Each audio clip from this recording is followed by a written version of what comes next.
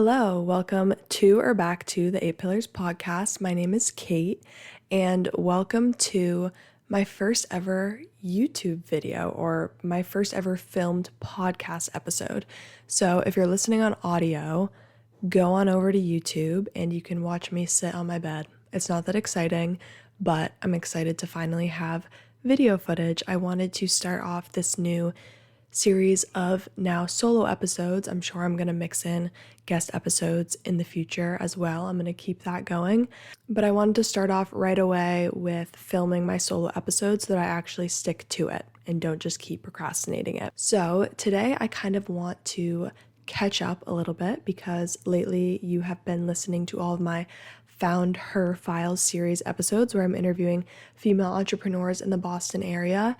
And I kind of want to talk about what's been going on in my life and what I have been thinking about a lot lately since my last solo episode, which has been quite a few months ago now. So let's get right into it.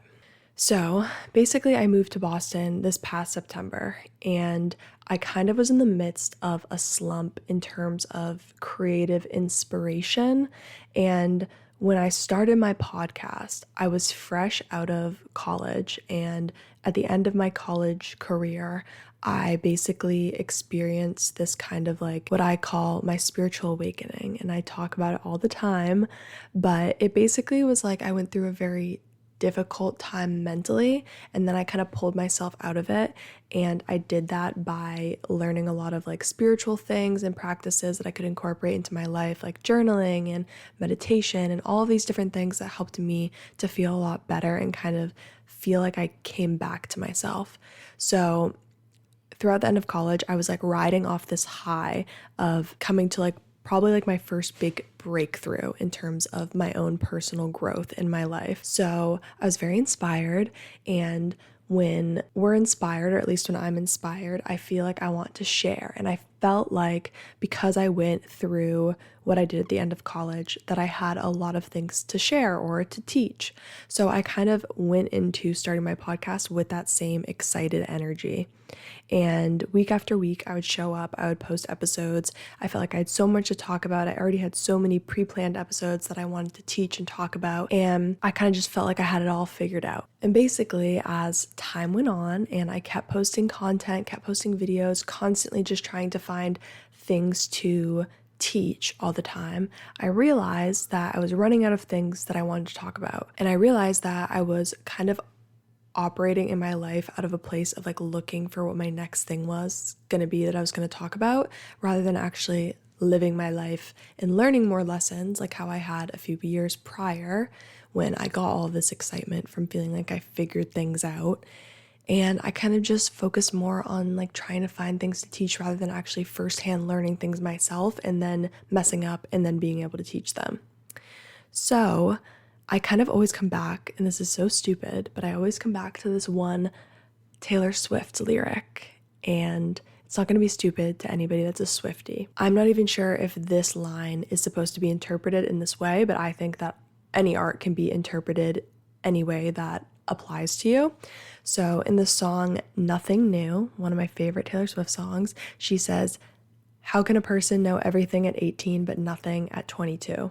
And I feel like that line just summarizes like these past few years, but I also think that it kind of summarizes life for probably anybody in their 20s. Like we go through phases where we feel like, oh yes, I figured it all out. I feel like I have everything together. I finally got through certain things and I came out on top and I feel like I have it all figured out. And then things happen and life happens, and we don't even know what exactly led to us all of a sudden not feeling like we have it all figured out. And we go through like these phases of feeling like knowledgeable and credible, and then not feeling like that at all. And that's kind of the phase that I was getting into right when I moved to Boston. It's like I wasn't feeling very inspired creatively, wasn't feeling very inspired for the podcast. It kind of started to feel like a chore. And I realized that it's because I was operating from a place of just trying to find things to talk about rather than living, learning, and then being able to teach things from the things that I learned. So that is one of the factors that led me to want to have an interview series. And I kind of had to go about it from a place of a series rather than like jumping in between and doing like solo episodes and then interviews, because I didn't want to give myself the opportunity to not keep pushing with the interviews, because that's something that I have avoided and procrastinated for a really long time. And I'm sure that a lot of people are probably sick and tired of me just coming on the mic and having things to talk about. And I also was sick of it. Like, I wanted to give the mic to somebody else and have somebody else teach me things and learn about somebody else and connect over interesting new conversations with new people rather than always just listening to myself, because it can get old, especially when I'm not doing the things that are going to give me anything good to talk about. So I've been wanting to have a series, and that's kind of what led me to start the Found Her Files series. And basically, as I started kicking it off and I told myself, okay, we're going to start batch recording back to back to back. I'm going to DM a ton of people. I'm going to get all these interviews scheduled and I'm going to do it. I'm going to do it all within 1 month, and I'm going to get like 2 months worth of episodes, like weekly episodes. I had to basically like force myself to do that because it's something that I've been avoiding and tiptoeing around for so long.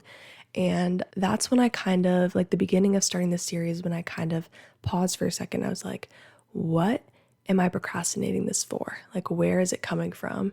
And I very quickly realized that it's kind of funny. And I was telling some of my roommates, like, it's kind of funny that I even started a podcast when one of my biggest fears since like the end of high school has been public speaking.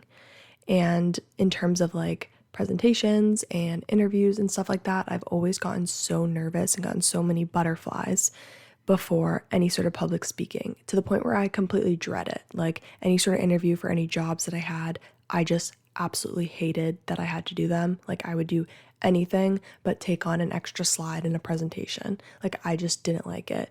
And it's not even that I was particularly bad at it. So that's why I was kind of confused, like, where did this fear even come from? And I started thinking about it as I was starting this interview series, because when I first started the series, the first couple of interviews, I realized how nervous I was going into them, because I was kind of looking at it like a performance, similar to a presentation or an interview. You kind of feel like you have to perform and show up a certain way so that you don't disappoint people that are watching you or listening to you.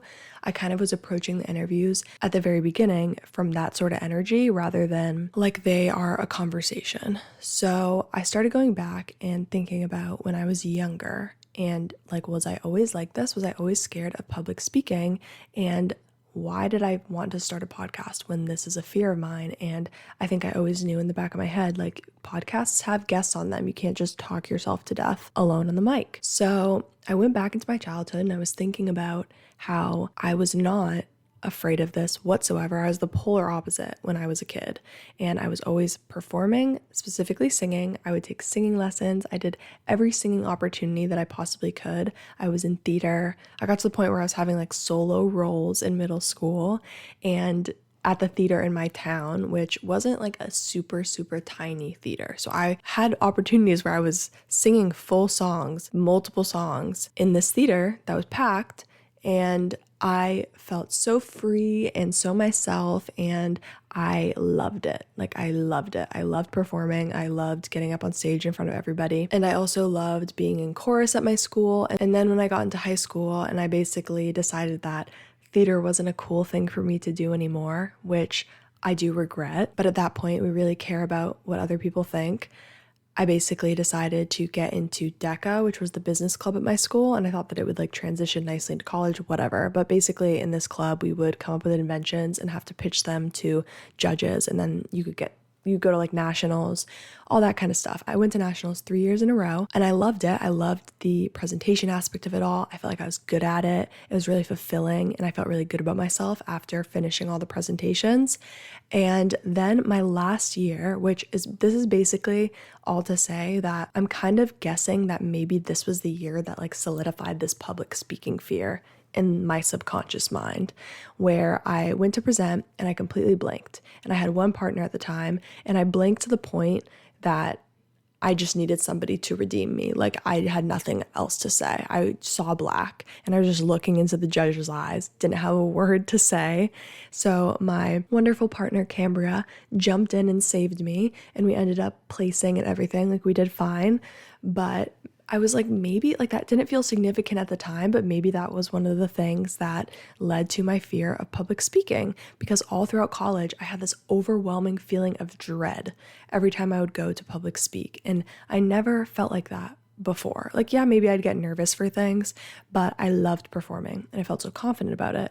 But I, of course, felt very confident about it around the time of my life that I was probably like pre like when all the conditioning happens that we kind of reach in our teens and like middle school, honestly. And I was recently talking in an interview with Films by M, and we were talking about how getting to like a really good place in your adult life is basically just getting back to how you were as a child, like who you naturally were before all of the external conditioning and all the opinions from the people around you and all the judgments and like seeing how cruel people can be and how judgmental and awful people can be. Before all of that sets in, when we're our truest form of ourselves, how we are prior to any of that conditioning and external influence, getting back to that in your adult life is like when you've kind of figured it out. And I feel like we never officially figure anything out, but that's probably the closest that we get to it. I am not sitting here at this point saying that I have reached that point where I'm back to my childhood self, not even in the slightest, but I do look forward to when I get back there. But I did just want to share that because I thought it was so interesting how I started this podcast without even consciously, until recently, noticing that that's been one of my biggest fears for quite a few years now, and how it used to be the complete opposite when I was younger. So I am a big believer that some of our biggest fears are the indicators of what our heart desires most. Like we might not even be fully aware of it, but some of the things that we're so afraid of that aren't like sharks or like somebody kidnapping us, like fears that have to do with embarrassing ourselves or putting ourselves out there, or some sort of scary career move that we really want to make but we're afraid to, or putting yourself out there in a relationship, anything like that. I think that our fears point to things that we're meant to do in some way. And I'm not sitting here saying I'm meant to be a podcaster, but I do think that if performing and putting myself out there was something that I really liked to do when I was younger, then in some way, I think that that's something that will be really fulfilling for me in my adult life as well. So these are all things that I've been realizing lately, and I want to go through a few other things that I feel like I'm like Kylie Jenner. I feel like this is the year of me realizing things, or whatever she said, but that is literally what's been happening in my life, so I don't know how else to explain it. But a quick list of a summary of everything that I've kind of been thinking about these past few months and since starting this series where I'm interviewing people. And also to go back to my interview process, I mentioned how at the beginning of interviewing people, I was so nervous going into them.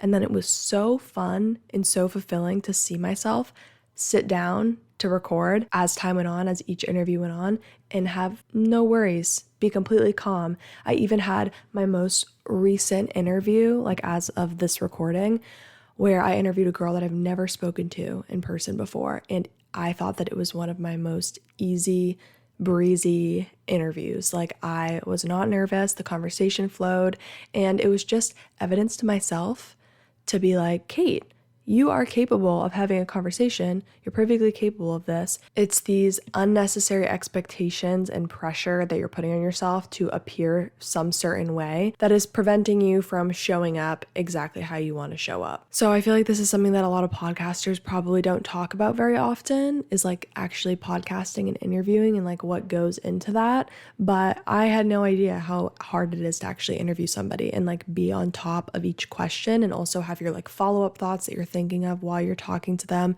It's a lot to keep track of, and also to like be energized the whole time and be engaged.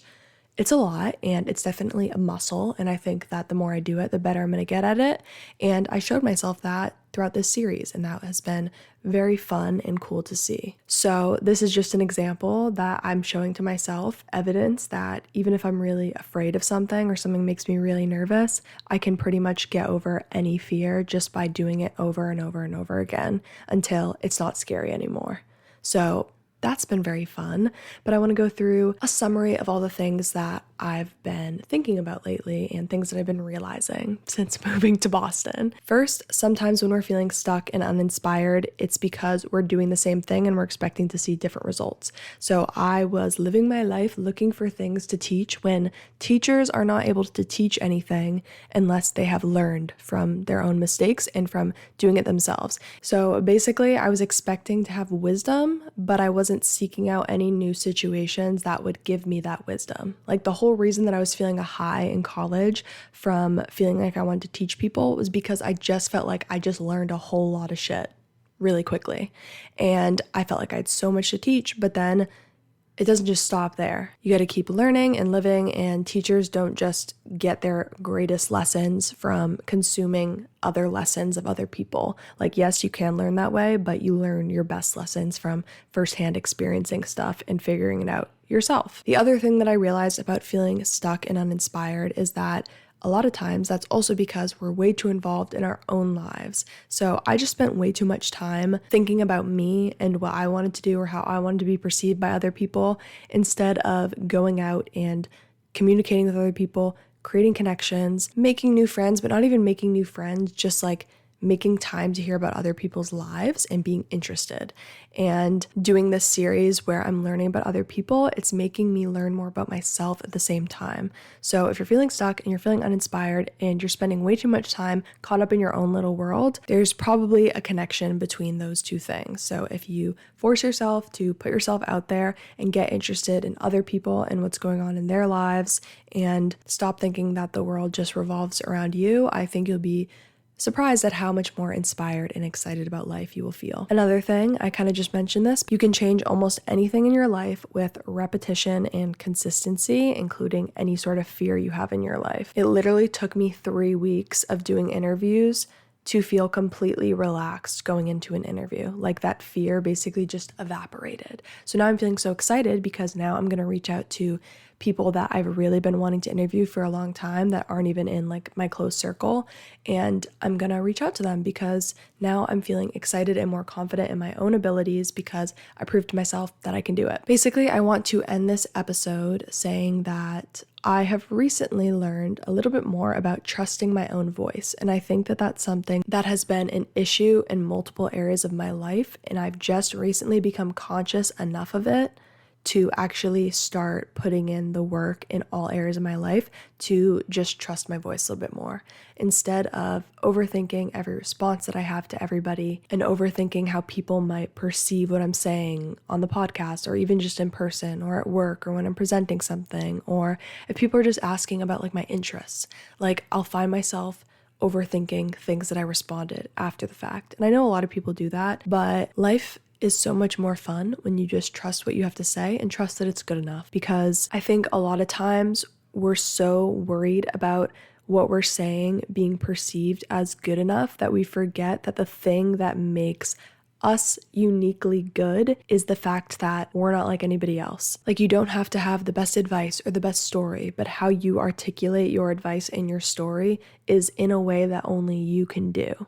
So instead of trying to cookie cutter be like the Mel Robbins and the Jay Shetty or whoever in your life that you look up to and want to eventually one day be perceived as, remember that nobody wants another copy and paste version of this person, because those people are already uniquely successful because they are who they are, and nobody else can do it like they can do it. But that's the same exact thing for you.